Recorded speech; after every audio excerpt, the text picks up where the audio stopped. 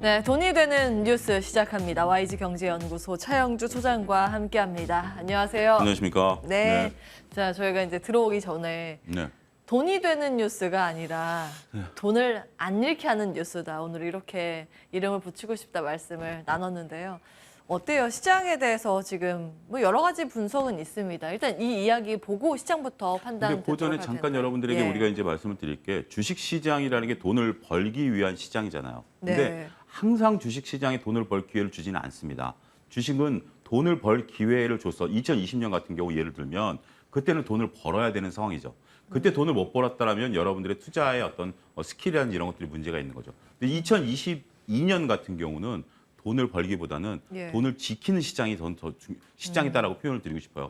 지키다 보면 또 기회가 옵니다. 그래서 항상 돈을 벌려고 생각하지 말고 시장 상황에 따라서 돈을 벌 때는 정말 많이 벌어야 되고 지켜야 될 때는 지키면서 이런 사이클을 잘 타시는 것도 이참에 여러분들이 한번 교훈으로 삼으셔야 되지 않을까 싶습니다. 그래요. 투자 안 하는 것도 하나의 투자의 방법이고 지키는 것도 정말 중요한 포인트입니다. 그렇습니다. 지금은 누가 뭐라고 하더라도 시장 하락 장세이지 않습니까? 그리고 시장의 겨울이라고 할 만한 긴축의 사이클입니다. 이게 하루 이틀에 끝날 이야기는 아니기 때문에 어떻게 하면 우리의 자산을 잘 지킬 수 있는지 하나하나 포인트 고민을 해보겠습니다. 자, 먼저 첫 번째 기사 볼까요?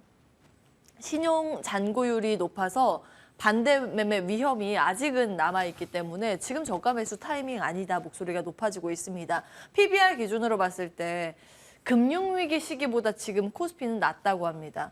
PBR 1배가 청산가인데 2012년 남유럽 재정위기가 1.03배 정도 수준, 그리고 현재가 0.88배 여기입니다. 그리고 이보다 지금 조금 더 낮아져 있는 상황이고요. 2020년 팬데믹 쇼크 때가 제일 안 좋았네요. 0.67배인데 지금 상황에서 0.67배를 코스피에 대입을 하면 1688이 나온다고 합니다. 어디까지 하단을 열어놔야 할까요? 그야말로 오리무중입니다. 다음 보시죠. 지금 과매도 국면임은 분명합니다. 그러나 추가적인 하방을 열 수 있을 만한 요소가 남아있기 때문에 이것을 우리는 어떻게 바라봐야 하는가, 이 고민을 해볼까요? 원화 약세 영향에 덜한 업종이 대안이 될 수 있을까요? 두 가지로 나눠서 보겠습니다. 먼저 PBR을 언급을 하셨으니까 우리가 이제 PBR 개념으로 보죠. PBR 같은 경우 주가가 올라갈 때는 거의 거론이 안 됩니다. 그때는 이제 PER 가지고 이제 거론을 하다가 주가가 이렇게 조정을 받을 때 지금 PER 얘기하시는 분들 별로 없잖아요. 뭐 PER이 5배다, 저평가됐다 이렇게 종종 얘기하시면 대세는 이제 PBR로 이 정도면 바닥이다. 이제 PBR 같은 경우는 바닥을 논하는 것이지 이게 이 바닥을 찍었으니 올라간다는 개념은 아니에요. 자, 바닥을 논하는 것도 한번 생각해 봅시다. PBR로 누가 만들었는지 아십니까? 언제 만들어졌는지 아십니까? 벤저민 그레이엄이라는 우리가 가치 투자의 아버지라고 불리는 분이 1930년대에 만든 개념입니다. 자, 지금 얼마나 지났죠? 거의 100여 년이 지난 거죠. 자, 그리고 벤저민 그레이엄은 이런 PBR을 만들면서 이런 얘기를 했어요. PBR이 우리가 청산가치라는 용어를 쓰잖아요. 자, 자산가치와 청산가치는 개념이 좀 다르지만 어쨌든 혼용해서 쓰겠습니다. 자산이라는 게 지금 현재 내가 100억이라는 자산을 갖고 있지만 이걸 청산하게 된다라면 100억의 가치를 과연 받을 수 있겠냐라는 거예요. 그레이엄도 그런 얘기를 했어요. 특히 우리가 자산이라고 한다라면 기업들 같은 경우 막대한 기계 설비 자산을 갖고 있지 않습니까? 이게 다 자산으로 잡혀 있어요, 재무상태표에. 근데 이거를 청산할 때는 이 값어치를 못 받으니까 헐값을 해줘야 된다는 거죠. 재무상태표는 여러분, 자산은 부채 플러스 자본으로 이루어져 있습니다. 근데 여기서 우리가 청산할 때는 이렇게 보셔야 돼요. 자본은 부채 마이너스 자산입니다. 이걸 좀 바꾸지만 개념이 확 달라지는 게 뭐냐면 내 돈은 자본, 주주들의 돈은 자본이잖아요. 근데 부채는 고정이죠. 여기서 자산을 빼버리면 이 자산 가치, 제가 앞서 언급했던 기계 가치가 장부가에 10억이라고 할 때 이걸 팔 때 10억을 받을 수 있나요? 못 받죠. 청산 가치는 우리가 PBR 0.8배 수준이면 청산 가치보다 미만이라고 보지만 이건 잘못된 시각입니다. 단순적으로 계산을 했을 때, 적용했을 때는 청산 가치의 논리가 맞는데 그걸 실제로 이제 행하는 과정에서 그렇게 제값을 받느냐 여부는, 그렇죠. 그렇기 때문에 저는 지금 이 증권가에서 PBR 개념으로 낮다라고 보는 관점에 있어서의 오류를 말씀드리는 거예요. 이걸 우리가 어느 순간 PBR 1배 수준이면 바닥이다라고 다 그냥 통용을 해버려요. 근데 그게 벤저민 그레이엄은 심지어 극단적으로 여러분들 현명한 투자자를 읽어보시면 PBR을 몇 배 할인하라고 하는지 아십니까? 무려 70% 할인하라고 했습니다. 그럼 0.3배 수준까지 떨어져야 된다는 거예요. 그렇기 때문에 이거는 어떻게 보면 지금 논쟁거리가 안 되는 거예요. 그러니까 이 기준점으로 삼지 마십시오. 제 이제 얘기는 여기서 끝이고. 사실은 또 기업마다 네. 또 재무 구조가 다르기 때문에 적용 산출 방식도 다 달라질 다릅니다. 겁니다. 그래서 지금 PBR이 1배가 깨졌기 때문에 저평가다라는 논리는 일단 우리가 수긍하기는 조금 고민해봐야 될 문제다라는 거죠. 그다음에 두 번째로 보겠습니다. 지금은 과매도 국면에서 반대매매 우려가 지금 시장에서 가장 불거진 문제라고 봐요.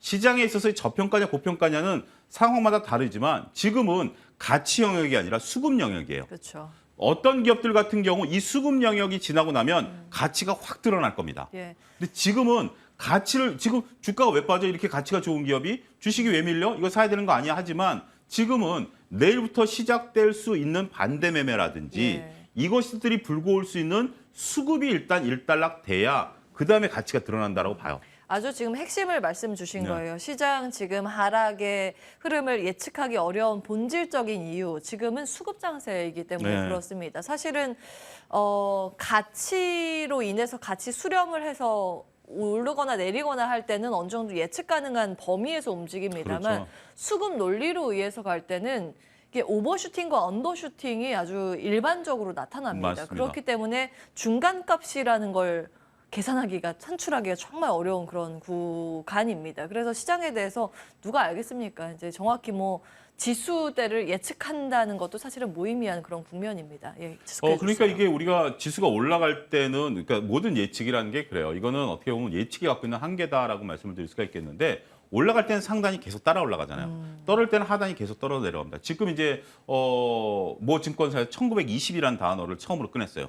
2000이 깨진다라는 단어를 처음으로 꺼냈습니다만 그게 이제 언론에 오늘 또 대대적으로 보도가 되면서 나름대로 우리가 처음에 환율도 1,400원 뚫을까 했는데 이제 1,500원 얘기까지도 이제 나오죠. 받아들이는 기회가 되잖아요. 저는 예. 이게 1920까지 떨어진다라는 어떤 뭐 단언보다는 예. 심적으로 대비하자라는 의미로 나름대로 의미가 있다라고 봐요. 이게 안 갔으면 좋겠죠. 안 가야 되겠지만 일단 거기까지 떨어질 수 있다라고 보면 지금 우리가 할 수 있는 행동은 조금은 시간을 두고 지켜보자라는 거죠. 다행스럽게도 2천 부근에서 멈춰주면 정말 다행이죠. 네. 그리고 오네커께서 오늘 아침에 한 8시 반쯤에 한 것들 여러분들 좀 이따 업로드 되면 한번 보십시오. 그 달러 지수 대비 환산했을 때 오네커가 정확히 저도 아침에 보고 깜짝 놀랐는데 달러 지수로 환산했을 때 그 다음 달에 많이 회복을 했어요. 네, 그러니까 그 시스템 2008년이라든지 빼고. 이런 어떤 서프라임 때 같은 특정한 경우, 그러니까 외부적인 변수가 생겼을 경우를 제외하고는 제 기억으로는 대부분 다 상승했습니다. 그래서 지금 만약에 이제 9월 달 지나고 요 9월 마지막 주에 신용, 10월 초까지 신용이 좀 지나고 나면 오히려 10월 말에는 반등을 좀 나타낼 수도 있어요. 근데 그 시기가 저는 그랬으면 좋겠습니다만 일단 지금 당장은 아니에요. 최소한 이번 주는 아닌 것 같아요. 그래서 그거 잘 지켜보시고 그 오넨커 그 영상 다시 한번 보시면서 나름대로 여러분들이 지금 상황을 객관적으로 볼 수 있도록 노력하시면 좋지 예. 않을까 싶습니다. 네, 제가 진행하는 당잠사의 코너도 네. 홍보해 주시고 방송이 아우. 다 되셨네요. 아니 그 내용이 예. 워낙 좋으면 우리가 정말 그런 내용들은 어디서 볼 수 없는 내용들이니까 참고하셔야죠. 예. 아유, 감사합니다. 일단 이제 도움이 됐으면 좋겠다는 네. 마음으로 여러 가지 저도 자료를 정리하고 있습니다. 일단은 언젠가는 이 겨울이 지나가고 봄이 오겠죠. 아니면은 중간중간에 좀 그 겨울이 풀리는 시기가 단기적으로라도 오겠죠. 그런데 지금 당장은 일단 반대 매매 등의 물량 소화 과정을 거쳐야 하기 때문에 그러니까 예. 이런 오류도 저는 있다라고 봐요. 언젠간 지나가겠지라고 생각하면 분명 지나갑니다. 예. 근데 요 지나갈 때 잘 지나가야지 잘못 지나가면 동상 걸리거나 예. 여기서 사망해 버리면 다음 기회 못 다음이 잡습니다. 없죠. 예, 저희 이제 다음 기회를 잡을 수 있게 안전벨트 메고 보도록 하겠습니다. 이 대안에 대해서는 어떻게 보세요? 원화 약세 지금은 영향? 대안을 얘기하기는 어려울 것 같아요. 왜냐하면 예. 우리가 이제 이 환율 단위보다는 지금은 수급장이다라고 말씀을 드렸기 때문에 어떠한 논리도 지금 적용하기는 어렵다 봐야 될 것 같습니다. 다음 이슈 넘어가겠습니다. 지금은 우리가 뺏기지 않는데 주력을 해야 된다라는 말씀. 이쪽에 근데 분위기가 좀 네. 심상치가 않아서 오늘 뭐 LG노텍이 어우, 깜짝 급락하지 놀랐습니다. 않습니까? 근데 그 전에 블룸버그 통신에서 이런 기사가 올라와서 아마 이 영향을 받았을 거라고 네. 추측이 됩니다.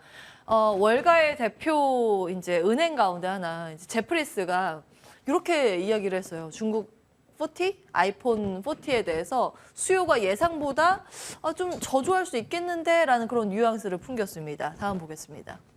요거 하나 올라왔는데 그리고 나서 LG노텍이 급락하더라고요. 네. 아이폰 판매량 중국에서 그 전작보다 한 10% 정도 감소하지 않을까라는 추측. 전반적인 수요 약하고 매출 기대한 만큼 강하지 않아. 그 전까지는요, 사실은 뭐 중국 쪽에 수요가 견조하다고 막 여러 월가에서 이야기하지 않았을까요? 저는 이게 그 나중에 팩트로 확인된다라면 이제 애플의 아이폰에 대한 어떤 기대감은 제 개인적으로는 이제는 완전히 접어야 되겠다라는 생각이 듭니다. 완전히요. 왜냐하면 자 우리가 이제 13 같은 모든 휴대폰이 나올 때는 기대감을 이제 언론 플레이를 많이 하면서 기대감을 가져요. 근데 그게 지금 이제 우리 삼성 같은 경우도 예. 지금 신모델 번호가 뭔지 기억나시나요? 저도 지금 헷갈려요. 근데 지금 팔리나요? 거의 지금 재고로 쌓여 있다라는 게 나옵니다. 제가 지금 폴더블 바꾼 지 한 8개월 됐거든요. 근데 실질 구매 가격이 네. 삼성에서 공식적으로 보조금을 주면서 절반은 떨어져 버렸어요. 재고가 쌓이다 보니까. 그러니까 새로운 휴대폰에 대한 어떤 견인 요소가 없는 거예요. 그나마 아이폰은 우리가 이제 그 어떻게 보면 고정적인 분들이 있고 중국에서 많이 팔렸다라는 부분들인데 예. 아이폰 13도 실패했고요. 14까지 실패하게 된다라면 이제 아이폰은 나올 때마다 교체하시는 분보다는 쓸 때까지 쓰고 교체하자는 우리 그냥 평범한 휴대폰으로 전락해버릴 수 있다는 거예요. 제가 사실 그렇거든요. 네. 저는 지금 쓰고 있는 게 3년 넘었어요, 휴대폰. 그리고 안 바꾸고 있어요. 지금 경쟁사의 또 다른 앵커분도 똑같이 3년째 지금 쓰고 있어요, 아이폰을. 아, 그래요? 그러니까 이게 뭐냐면 그전에는 그래도 아이폰 같은 경우는 2년 주기로 이게 텀이 있었어요. 그렇기 때문에 13이 실패했지만 14는 2년 주기가 왔기 때문에 될 거다라고 보는 증권가의 시각이 많았었어요. 근데 제가 그게 공식이 깨지는 게 14가 이제 처음일 걸로 보여요. 물론 중국이 셧다운이 있었고 소비 둔화에 대한 부분들도 있습니다만 이제 이러한 트리거가 자리 잡기 시작한다라면 더 이상 휴대폰 신작에 따른 기대감, 물론 이제 LG노텍 같은 경우 여러 가지 전장 사업에 진출하는 것들도 많습니다만 80%가 아직까지는 광학 솔루션이에요. 북미 쪽에 들어가는 네. 그런 부분들이기 때문에 결국 저도 아침에 동시에 때 깜짝 놀랐어요. LG노텍이 왜 이렇게 빠지나라고 보니까 나중에 예. 이런 소식이 있었는데 자 이제 애플은 이제 새로운 먹거리를 찾아 나서야 된다고 보고요. 우리도 이제 애플 관련주들에 대해서는 좀 냉정한 시각을 유지하는 것이 필요하지 않을까 싶습니다. 여기도 이제 우리가 뺏기면 안 되기 때문에 너무 기대감, 과도한 기대감을 갖고 접근하는 건 네. 지양해야 된다라는 말씀. 아이폰 관련 이슈 정리해 보도록 하겠습니다. 저희가 시간상 다음 기사 보고 마무리하도록 하죠. 네. 저희가 아침에도 좀 이야기를 좀 나눴었는데 한화에서 지금 큰 그림 그리고 있잖아요. 네. 방산의 큰 그림, 육해공 다 우리가 방산으로 섭렵을 하겠다 이런 포부를 밝히고 있습니다. 그 일환 중에 하나가 대우조선해양 이번에 인수 소식이고 추가적으로 인수에 뛰어들 것이다라는 여러 가지 관측들이 나오고 있습니다. 지금 하늘을 담당하고 있는 쪽, 땅을 담당하고 있는 쪽, 바다를 담당하고 있는 쪽. 요게 이제 편입이 될 예정입니다. 다음 보시죠. 이 수소에너지 운송선 등과 지금 협력도 가능해지고 이번에 인수로 인해서요. 다음 타자는 HMM이 될 것인가. 그래서 HMM 오늘 주가 또 급등을 하고 있고요. 여러 가지 생각해 볼 거리가 여기에 있을 것 같습니다. 평가는 어떠세요? 하나가 대우조선해양을 인수가 이번에 처음이 아닙니다. 그렇죠. 2008년에 3,500억을 들여서 계약금을 다 날리면서까지 뛰어들었어요. 그때 이것을 저도 이제 지금 기사 검색을 해보니까 그때 당시에 한화의 경영진들이 김승현 회장의 강한 의지로 예. 밀어붙였어요. 그때 당시에 대우조선해양이 노조가 실사를 막았었어요. 예. 실사를 막음에도 불구하고 그런 조건에 다 사인해가지고 했는데 결국은 실사조차 못하고 금융위기가 터지면서 3,500을 다 고스란히 날렸어요. 이번에 두 번째 김승현 회장의 의지로 보입니다. 뛰어 들어갔는데 일단 가장 큰 문제는 노조 문제부터 해결해야 돼요. 여러 가지 이제 넘어야 될 산들 많습니다. 노조 그래서 반발 소식이 좀 뉴스로 굉장히 크죠. 그때 당시에 노조 때문에 실사조차 못했어요. 그랬던 기억이 있어요. 그때 6조 가지고 인수한다고 했었음에도 불구하고 못했어요. 일단 넘어야 될 산이고요. 두 번째는 아침에도 제가 말씀드렸다시피 시너지 효과가 무엇? 미지수? 지금 수소 에너지 얘기가 나오는데 예. 이거는 좀 불투명한 거예요. 지금 하나가 이제 이런 쪽들 하니까 자체 발주하겠다라는 건데 자체 발주하는 거 가지고 무슨 시너지 효과, 그러니까 특별한 시너지 효과가 나타나는 부분에 대해서는 일단 세모. 따라서 지금 이제 한화 같은 경우 이것들을 인수하려는 계획들은 쭉 있어요. 그래서 지속적으로 말씀드리지만 경영권 승계와 관련된 부분들이긴 하지만 플러스 알파가 나타난다라는 게 그러니까 기존에 하나가 하고 있었으면 그래서 조선이 하나가 들어오게 된다라면 시너지 효과가 나타나겠지만 하나가 안 했던 부분이에요. 한국항공우주도 하나가 안 했던 부분이에요. 하나가 했던 건 뭐죠? 탱크 만들고 미사일 만들고 화약 만들고 이런 부분들은 강하지만 시스템도 있고요. 예, 여러 가지 시스템도 있지만 여기서 시너지 효과가 나타난다는 부분에 대해서 고민해 보자고요. 1 더하기 1이 최소한 5 정도 나와야 시너지 효과가 나타나는데 예. 1 더하기 1 하니까 2밖에 안 나와. 그러면 경영진 바뀐 거 외에 그렇다고 해서 대우조선해양이 뭐 수주를 갑자기 많이 따올 수 있을까요? 갑자기 지금 현재 한국항공우주가 비행기를 많이 수주해 올 수 있을까요? 이런 부분에 대한 고민을 해보면 하나 입장에서 보면 우리가 일단 상황을 들어가는 것을 너무 예단하지 말자. 좀 지켜보고 대조선해양과의 어떤 진통 문제도 풀어가는 것도 좀 보고 예. 그래야 될 것 같습니다. 자, 일단은 이제 한화그룹 내에서 이런 지분 확보 움직임 그리고 뭐 시너지에 대한 평가 어떻게 나오는지 여부는 지속적으로 따져보셔야 된다. 이렇게 정리를 해보도록 하고 지금 한화에서 눈독 들이고 있는 HMM이나 사실 일각에서는 한국항공우주도 거론되고 있잖아요. 한국항공우주를 제일 지금 현재 속마음에 두고 있다고 봐야 예, 되겠죠. 사실 한국항공우주가 증권가에서는 많이 거론이 돼요. 일단 주가 반응이 있으니까 이런 피인수 기대감을 가지고 있는 기업들은 어떻게 보시는지? H&M 같은 경우는 제가 볼 때는 갑자기 튀어나온 뉴스다라고 보고요. 어떤 트리거는 없어요. 근데 근데 오늘 외국인이 사서 좀 이상하다 하면서 보긴 했거든요. 글쎄요. 그거는 외국인들 사는 거예요. 여러분들 뭐 너무 기대치 마시고. 예. 한국항공우주는 정보 발표가 있었어요. 이건 매각 가능성에 대해서 열어놨었어요. 예. 그렇기 때문에 우리가 거론하는 것이지 H&M 같은 경우는 지금 전혀 뜬구름 잡는 얘기입니다. 전혀 뜬구름 잡는 얘기고 모르겠어요. 이게 구체화되게 된다라면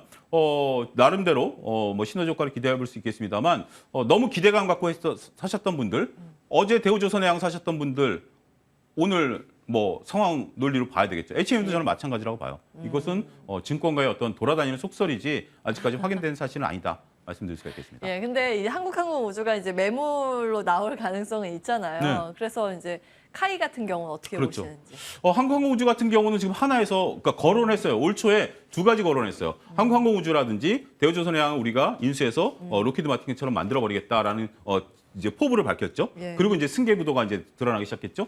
한국항공우주의 지금 가장 큰 악재가 뭔지 아십니까? 새로운 비행기가 지금 초도 비행을 2차례 한 이후에 계획된 비행을 못 하고 있어요.